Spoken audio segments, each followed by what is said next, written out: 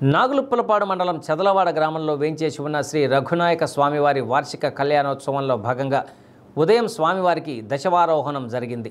దేవస్థానం తరపున జరిగిన ఈ కార్యక్రమానికి కార్యనిర్వాహకులు, ధర్మకర్తలు, పూజారుల సమక్షంలో ఈ కార్యక్రమం నిర్వహించారు.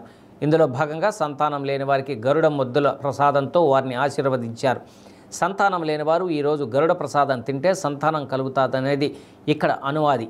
ప్రజారాహణ అనంతరం గరుత్మంతుల వారిని గ్రామంలో ఊరేగించారు. రాత్రి నుండి శేషవాహనంతో ప్రారంభమై 14వ తారీఖు కళ్యాణంతో స్వామివారి బ్రహ్మోత్సవాలు ముగుస్తాయని, 14వ తేదీ సాయంత్రం 5 గంటలకు రథోత్సవ కార్యక్రమం జరుగుతుందని తెలిపారు.